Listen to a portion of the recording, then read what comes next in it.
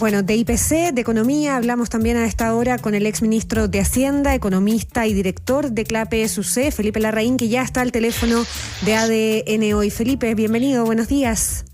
Hola Paula, hola Mauricio, muy buenos días. Gracias por acompañarnos. Muy bien, pues bueno, partimos con esto que se acaba de conocer, la variación del IPC de mayo es de 0,2%, pero más allá de este indicador mensual, ¿cómo observa el control de la inflación en lo que va de este 2025 y la proyección que uno puede hacer para el resto del año?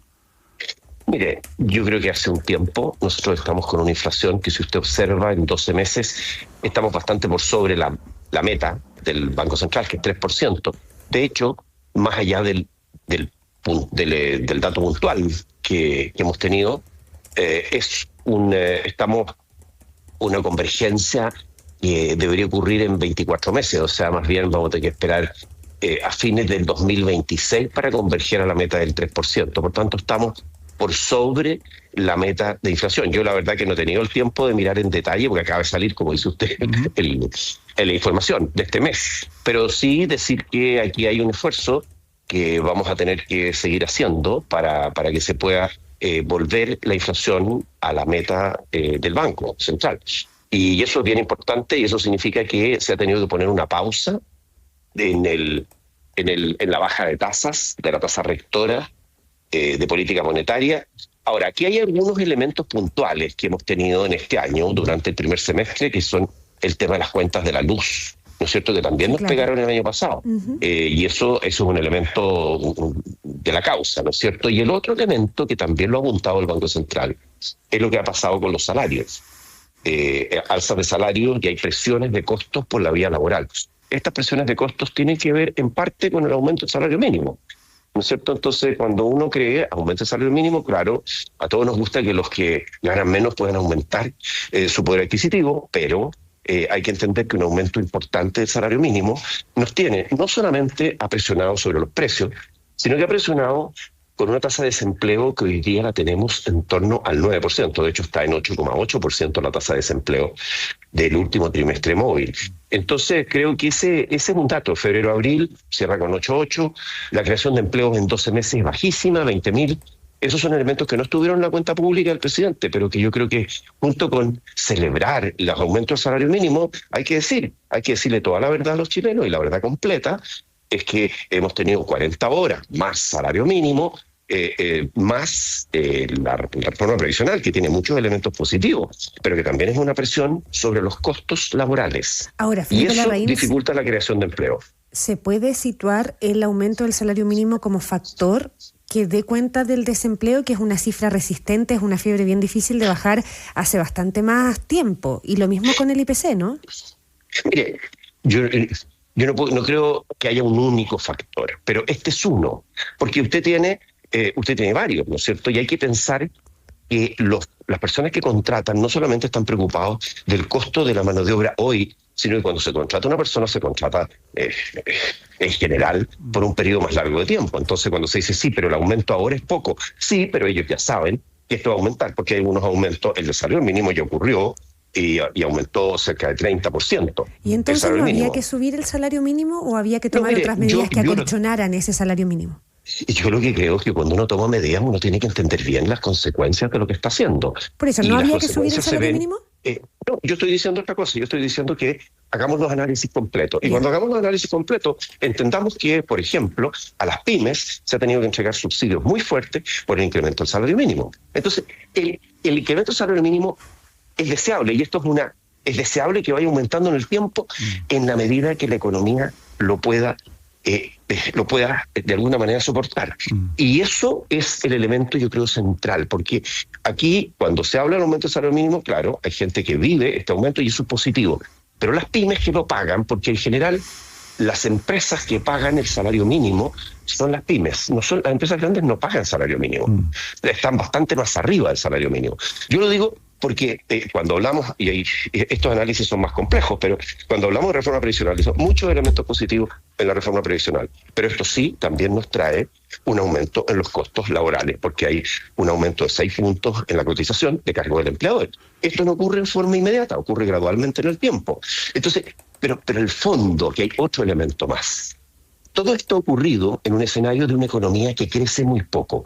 Entonces, es más difícil para el mercado laboral absorber estos aumentos de costos cuando la economía está creciendo apenas en torno al 2%. Porque más allá del crecimiento de un mes, que usted puede decir, este mes creció 2,5%, que no es para hacer ninguna fiesta decir que creció 2,5%.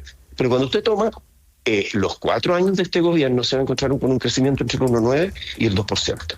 Y esa es la realidad. Y ese crecimiento es un crecimiento muy pobre.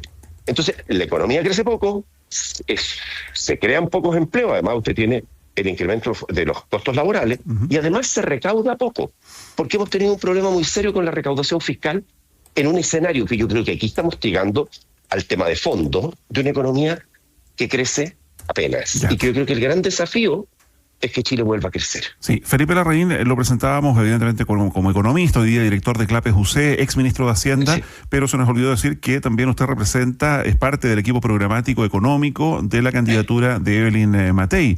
Y desde ese punto de vista, y a propósito de todo lo que hemos estado conversando, ¿cuál sería su recomendación si es que Evelyn Matei gana respecto del salario mínimo? ¿Congelarlo?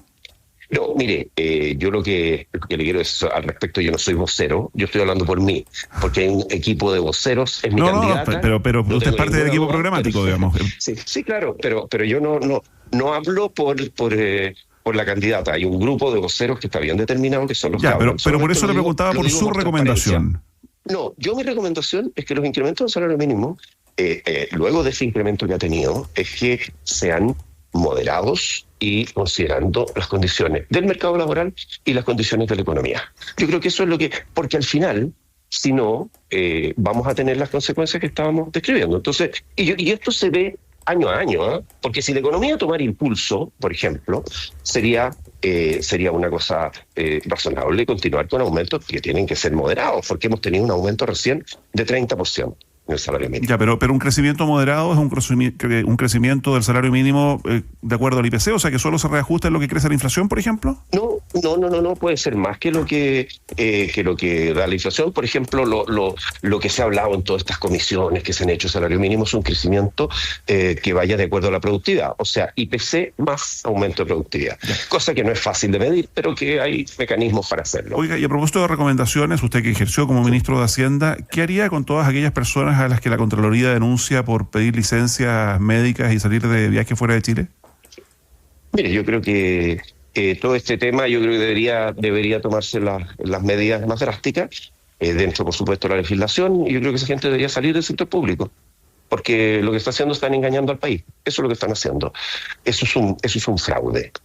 La gente que ha tomado con licencias ha salido fuera del país. Y yo creo que eso es algo, y aquí no son pocas, son 25.000. Y esto está no solamente en el gobierno central, está también en los municipios, están en instituciones descentralizadas, pero yo creo que aquí cada institución tiene que ver y tomar las medidas drásticas, porque aquí, ¿sabe lo que pasa? No hay solamente un tema de un engaño, hay un tema que el engaño tiene que tener consecuencias para la gente.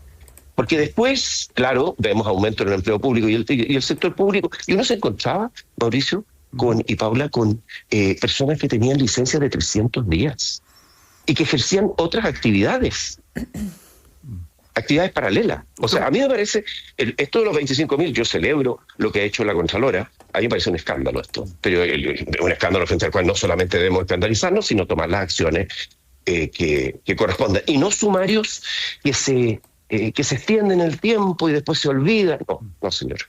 Ahora, Felipe Larraín, cuando usted dice uno se encontraba, esto apunta a cuando usted, me imagino, era ministro de Hacienda, porque esto es un tema de arrastre en el sector público que por lo pronto genera cientos de millones de pesos en pérdidas. Lo hemos conversado durante este tiempo con la directora de presupuesto. Nos decía hace un rato que son 32.000 las jornadas completas que hoy se pierden en el sector público. A propósito de las licencias, pero fundamentalmente también del tema del ausentismo laboral en el sector. ¿Cuál es el diagnóstico que usted tenía cuando usted dirigía el Ministerio de Hacienda? ¿Y qué se hizo en ese momento? Porque es un tema de largo alcance. Claro, es un tema de largo alcance. Efectivamente, ahora estas licencias es lo que el periodo de la Contralora es más reciente, ¿no es cierto? Es en los últimos años. Pero indudablemente yo imagino que algo de esta práctica debe haber habido, que no se... yo creo que esto llegó a un límite, pues sabe que estas cosas son como comportamientos que Cuando la gente, que parecen ser, cuando hay mucha gente que lo hace, parece ser tolerado. Y yo creo que eso es muy grave. Entonces, por eso que yo digo que hay que tomar medidas drásticas, y estas medidas drásticas deben ser la separación de estas personas de sus cargos. Pero luego decir, lo que nosotros hicimos, nosotros teníamos un programa en la época que me correspondió estar en el Ministerio de Hacienda, en que controlábamos el tema de las licencias médicas, el ausentismo laboral, en fin, una serie de indicadores. Ese programa después se dejó. No sé por qué, pero se dejó. Y yo creo que tuvimos algunos buenos resultados. De hecho, nosotros publicábamos los resultados. Que se redujo, que encontramos causas cuando empezamos a controlar ausentismo laboral, el tema de licencias médicas, el pago de facturas a tiempo. Empezaron a reducirse los tiempos. O sea, empezamos a tener algunos resultados incipientes, preliminares, pero que creo que si esto se transforma, más que en el programa de un gobierno, se transforma en una medida que se transforma bien una medida que trasciende los gobiernos, una política de Estado. Yo creo que un programa donde tengamos indicadores que podamos controlar, indicadores medibles y que los vayamos controlando, y tengamos información transparente para las distintas reparticiones, instituciones que están dentro del sector público. Nosotros, por ejemplo, teníamos los ministerios, y había una sana, incluso hacíamos unos concursos para los que tenían mejores resultados en la mejora de estos indicadores, y algo de efecto hubo, pero no fue continuado. Oiga, ¿hay un exceso de funcionarios en el sector público? ¿Sobra gente en el aparato estatal?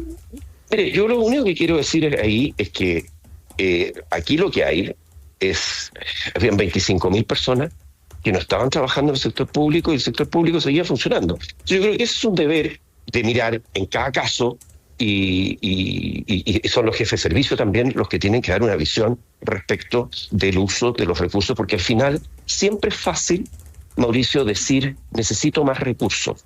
Lo que es más complejo es decir, ¿sabe qué? Yo tengo que hacerlo mejor con los recursos que tengo. Ya, es que como parte del debate, se ha planteado aquí achicar el Estado, eliminar ministerios. Mire, yo creo que eso es algo que no puede discutir. Hay que discutirlo en su mérito, ministerio por ministerio. Yo no soy partidario, algunos son partidarios de un Estado mínimo. Yo creo que el Estado tiene que tener un rol, y tiene un rol muy importante, pero lo que no podemos tolerar, ¿no es cierto?, es el mal uso de los recursos de que son de todos los chilenos. Eso es lo que a mí me parece. Y fíjese que nosotros, por ejemplo, hemos identificado una serie de programas en el sector público que son del orden de 0,8 puntos del PIB, que son programas que están mal evaluados, y esos son alrededor de cerca de $3.000 millones en programas mal evaluados, que podrían, por supuesto yo no digo que sea fácil porque hay que tener voluntad política, pero esa es la verdad. Felipe Larraín, tengo dos preguntas en una, solo como a modo de ahorrar, porque nos queda muy poco tiempo. La primera, cuando partíamos la conversación, usted deslizó y dijo, estas son cosas que no se dijeron en la cuenta pública. Su diagnóstico de la cuenta pública en materia económica, ¿cuál es? Eso es lo primero. Y lo segundo, algún comentario del IMASEC, que también conocimos esta semana, que dio cuenta de un crecimiento en línea con las últimas expectativas, y con un ministro, Marcel, que dice que espera que los meses siguientes ratifiquen esta senda de crecimiento en Chile. Mire, respecto a la cuenta pública en materia económica, pobre, porque no hay medidas que se puedan de alguna manera adoptar para, no hay propuestas para poder mejorar el crecimiento económico. Y eso es algo que permea la cuenta pública. Y yo creo que cuando decía cosas que no se dijeron, no se habló del problema del desempleo en la cuenta pública, por ejemplo. No se habló del desempleo, y teníamos un desempleo importante. Y lo otro, también adicional y que me parece importante decir, en respecto al IMASEC, es que no podemos quedarnos con el IMASEC de un mes. El problema es de más larga data. Yo por eso le mencionaba que aquí tenemos que tomar qué ha pasado en estos 4 años. Y en estos 4 años, la expectativa, hoy día bastante jugado, es que el crecimiento está entre 1,9 y 2. Entonces yo lo que creo es que más allá de celebrar, y podemos tener IMASEC más alto que el 2,5, sí, pero la pregunta es, ¿cuál es nuestro crecimiento tendencial? La posibilidad de Chile de crecer más allá de lo que estamos creciendo, y lo dicen los expertos técnicos del Banco Central, es que el crecimiento tendencial para Chile es de 1,8. O sea, lo que Chile puede sostener de crecimiento está bajo el 2%.